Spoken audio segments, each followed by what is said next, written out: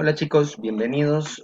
Pues hoy vamos a tratar de ver otro tema, ¿verdad? Que estamos, acuérdense ya dentro de la unidad 3, ¿verdad? Que es esto de la diversidad, ¿verdad? Y pues como veíamos en los videos anteriores, pues estábamos hablando un poquito de lo que era esta parte de la identidad cultural, ¿verdad? Y la estratificación social.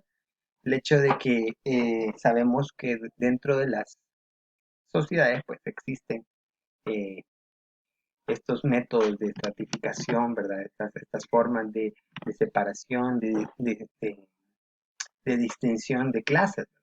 Entonces hablábamos en el último video que les enviaba sobre Carlos Marx, ¿verdad? Que fue uno de los sociólogos más importantes en la historia de la humanidad, que planteaba, ¿verdad?, la famosa separación entre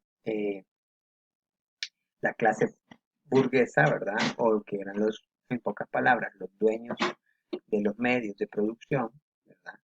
Y la clase proletaria, ¿verdad? Que eran los trabajadores, en pocas palabras.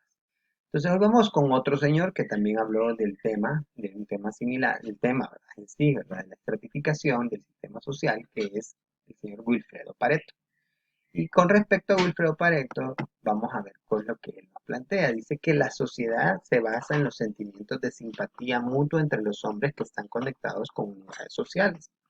¿Verdad? O sea, básicamente dice que los seres humanos en algún momento pues tenemos esa simpatía con otros seres humanos y que cuando eso se dio hace miles de años pues, fue porque empezaron a surgir las primeras sociedades. Entonces, se van dando esos vínculos y por lo tanto pues se van creando estos grupos sociales. Los actos del hombre en sociedad dependen de su estado psicológico según se puede observar. Dice, los hábitos se imitan pero no se puede explicar cómo nace, ¿verdad? Un hábito, o sea, digamos, el hábito ¿de qué? De bañarse, por decir un ejemplo. ¿En qué momento se sintió o cómo fue que nació, ¿verdad? La necesidad de bañarse? Pues no se puede explicar, ¿verdad? ¿Por qué? Porque en determinado momento, o sea, imagínense, puede haber sido simplemente por una casualidad, ¿verdad? Por un accidente, ¿verdad? Que en la época de las cavernas, cuando existían los hombres de las cavernas, ¿verdad? Ellos no veían la necesidad de bañarse, porque simplemente vivían así como ellos se mantenían.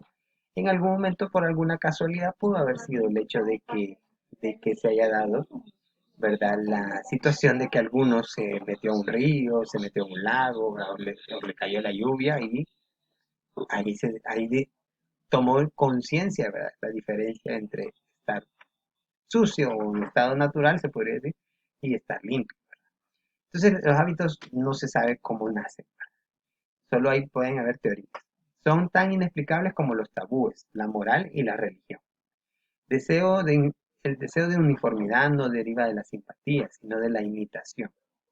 La experiencia objetiva es el único juez que admite la ciencia. Su campo es muy pequeño y no admite que se le invada. La ciencia se halla limitada a la observación y a la experiencia. Y hay que distinguir entre las proposiciones verdaderas y las útiles. Pueden haber proposiciones que sean verdaderas pero no útiles, ¿verdad? Entonces, lo que importa es que sean útiles.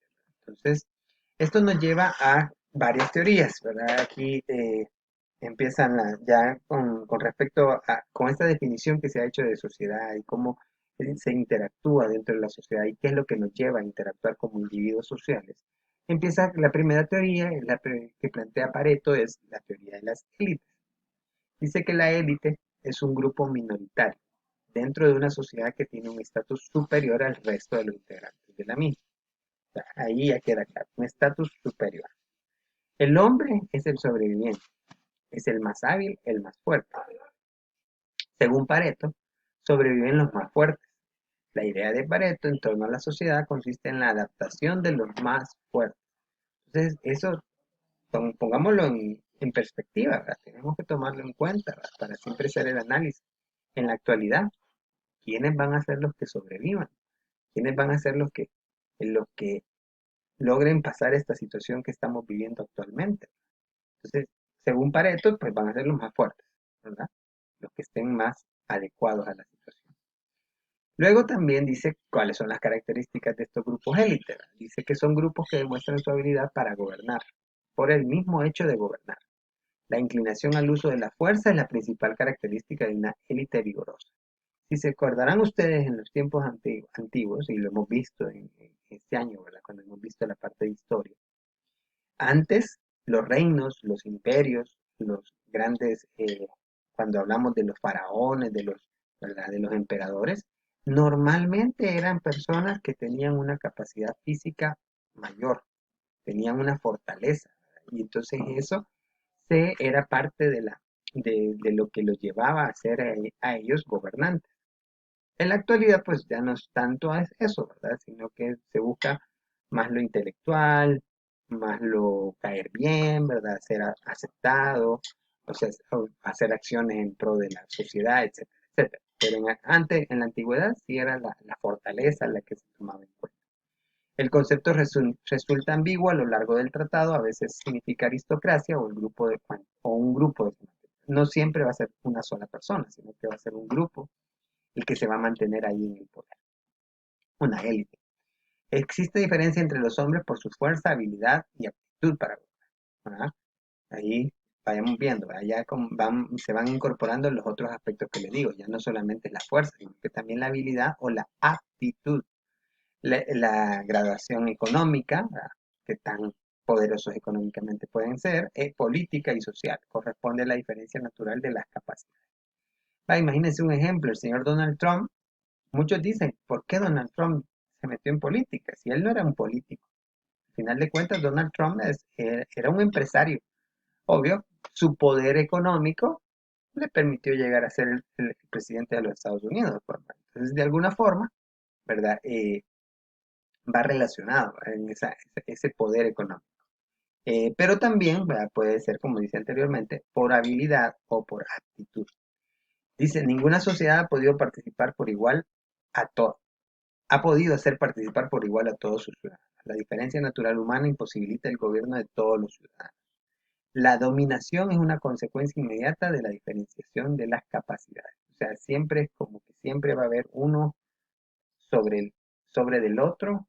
Esa, la famosa ley de como del más fuerte, o podríamos decirle el más apto, el más capaz, siempre va a estar sobre el menos capaz.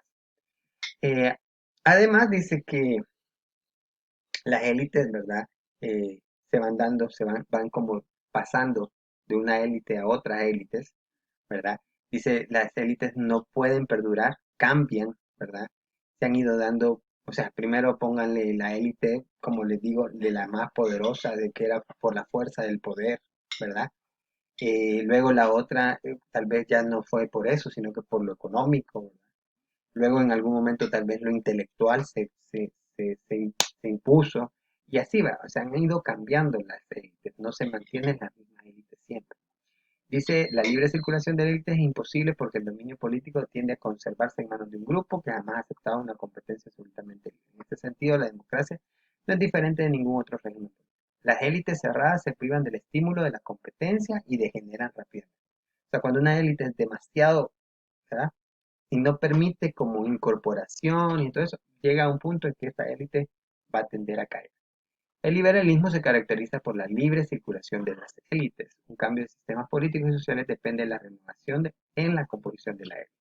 Vale, por un ejemplo, para que ustedes analicen, ¿verdad? Lo que ha pasado aquí en El Salvador.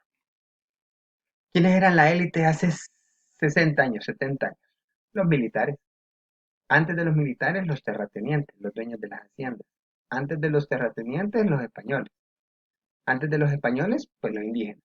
Entonces, y acuérdense, los indígenas también tenían su élite. Acuérdense que siempre había uno que gobernaba y que era el poderoso.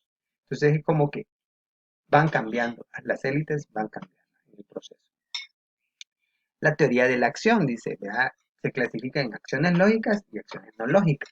¿Qué quiere decir esto? En pocas palabras, las acciones lógicas son operaciones lógicas lógicamente unidas a su fin. Esta es una lucha de las definiciones que da este término. Esto es equiparable a la acción racional de Bohr. Las acciones lógicas son aquellas acciones que se realizan encaminadas hacia un objetivo y que la experiencia nos demuestra si son apropiadas al objetivo perseguido. Pero veamos cuáles son las no lógicas para que hagamos una comparación. La sociedad funciona de acuerdo a las acciones lógicas racionales que unen la causa de la acción con su resultado. Lo contrario sería ilógico o irracional. Son actos que conducen a resultados indeseados. Pareto indica que se ha de aplicar una lógica contenida en el racionalismo, debe de ser racional. Existen, ¿verdad? Existen, ¿verdad? Acciones que como que no son que no son acordes a la realidad, ¿verdad? Y esas son las que uno de alguna forma, los analistas se preguntan, ¿qué es lo que pasa aquí, verdad? ¿Por qué estas acciones no encajan? ¿Qué es lo que no está claro, verdad? Que se da, que no es parte de la acción. Bueno, muchachos, entonces, con esto, esta es la visión que tiene Pareto, ¿verdad? Acordémonos que en el video anterior vimos a Marx, ahora vemos a Pareto, que lo que están haciendo en pocas palabras es explicándonos cómo las diferentes sociedades eh, se movilizan o se manejan o actúan, ¿verdad? Entonces, estas son teorías en función de eso. Ok, entonces un gusto como siempre saludarlos y nos vemos en la próxima.